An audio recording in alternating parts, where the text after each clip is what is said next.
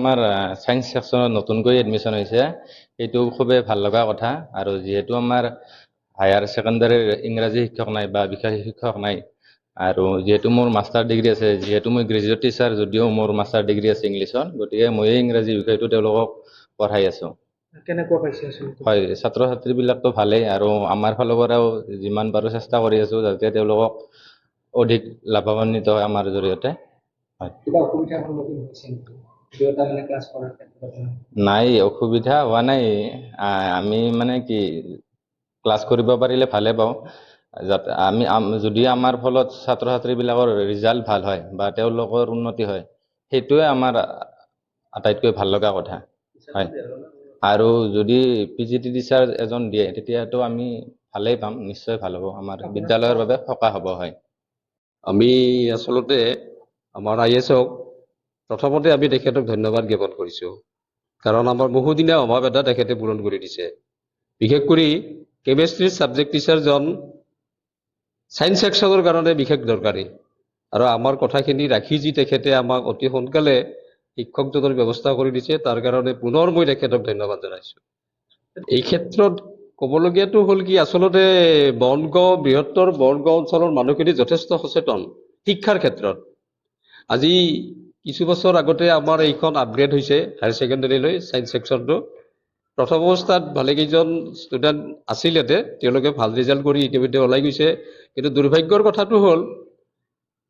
retired হৈ যোৱাৰ পিছত যিকোনো কাৰণতে নহওক আমাৰ শিক্ষকৰ অভাৱ ঘটিল নতুনকৈ এপইণ্টমেণ্ট দিয়া নাছিল আৰু সৌভাগ্যৰ কথা আজি 2 বছৰ আগতে আমাৰ সম্পূৰ্ণ শিক্ষকখিনিক ইয়াতে মানে মকৰল কৰোৱা হৈছিল কিন্তু বাকি থাকিল মাত্ৰ কেমেষ্ট্ৰিজন আৰু কেমেষ্ট্ৰিজনক যেতিয়া ফুলফিল হ'ল গতিকে এতিয়া আমি সম্পূৰ্ণভাৱে শিক্ষাৰ ক্ষেত্ৰত আগবাঢ়ি যোৱাৰ কাৰণে প্ৰয়াস কৰিছোঁ আৰু বা কৰিম এইখিনি আমাৰ ক'বলগীয়া বিশেষভাৱে বিদ্যালয়খনক আমি সৰ্বতোপ্ৰকাৰে আগুৱাই দিয়াৰ কাৰণে চেষ্টা কৰিম কাৰণ বনগাঁও হাইস্কুল যিখন আছিল এটা সময়ত বজালী অঞ্চল বিশেষ কৰি দক্ষিণ বজালী বা বজালীৰ ভিতৰতে নাম কৰা আছিল জাকতজিলিকা আছিল আৰু শিক্ষকৰ অভাৱৰ কাৰণে আমি সায়েন্স সেকশনটো পিছ পৰি ৰৈছিলোঁ মাজতে 2 বছৰমান আমাৰ ষ্টুডেণ্টো নাছিল এতিয়া যেহেতু আমি সম্পূৰ্ণ টিচাৰ পাইছোঁ এতিয়া আমি ছাত্ৰ পাইছোঁ এইবাৰ নতুন কৰি ক্লাছ আৰম্ভ হৈছে গতিকে ইয়াৰ পিছত আমি পূৰ্ণোদ্যমেৰে আগবাঢ়ি যাব পাৰিম প্ৰথমতে মই আমাৰ বিদ্যালয় পৰিদৰ্শক বিতপন হাজৰিকা ছাৰক ধন্যবাদ জ্ঞাপন কৰিছোঁ তেখেতৰ লগত মই কণ্টেক্টত আছিলোঁৱে আৰু তেওঁ এখন মিটিঙত আছিল সেইদিনাও মই কল কৰিছিলোঁ তেওঁ কৈছে যে আপুনি মোক মেছেজ দিয়ক মেছেজৰ পিছতে ছাৰে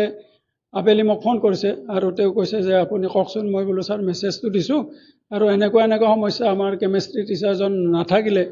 অভিভাৱক বা ছাত্ৰ ছাত্ৰীও হয়তো অসন্তুষ্টই হৈছে প্ৰায় তেওঁলোকে এনেকুৱা কৰি তেতিয়া তেওঁ কৈছে নাই আপুনি টিচাৰ পাবই আৰু 3 দিন পিছত ছাৰে টিচাৰ এজন দিছে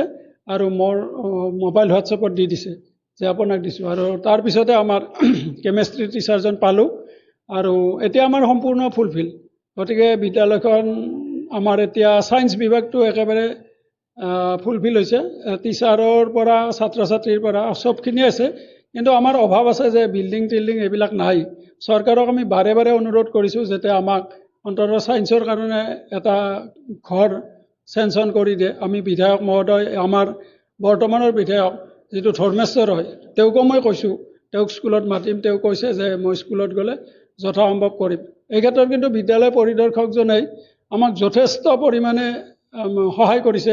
তেওঁ আমাৰ স্কুলত 3-4 বাৰ আহিছে আৰু মোৰ লগত কণ্টেক্ট কৰি থাকে এনেকুৱা বিদ্যালয় পৰিদৰ্শক যদি থাকে তেতিয়া আমাৰ বিদ্যালয়খন বা বিদ্যালয়সমূহ বহুত উন্নত হ'ব আৰু এই ক্ষেত্ৰত আমাৰ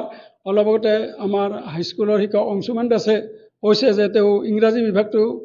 মানে শিকাই আছে তাৰ লগতে আমাৰ একে হাইস্কুলৰ শিক্ষয়িত্ৰী অনামিকা দাস তেওঁ ইংৰাজীটো শিকায় দুজনে ভগাই শিকাইছে এই ক্ষেত্ৰত আমি বিতপন হাজৰিকা ছাৰক আৰু অনুৰোধ কৰিছোঁ পৰৱৰ্তী পৰ্যায়ত যদি পিজিটি টিচাৰ দিয়ে তেতিয়া আমাক ইংৰাজী টিচাৰজন দিব বুলি আমি আশা কৰিছোঁ আৰু তেখেতে যিখিনি কৰিছে তাৰ ক্ষেত্ৰত আমি তেখেতক ধন্যবাদ জ্ঞাপন কৰিছোঁ আৰু আমাৰ SMDCৰ ইতিমধ্যে কনক মেধি ডাঙৰে কৈছে যে আমাৰ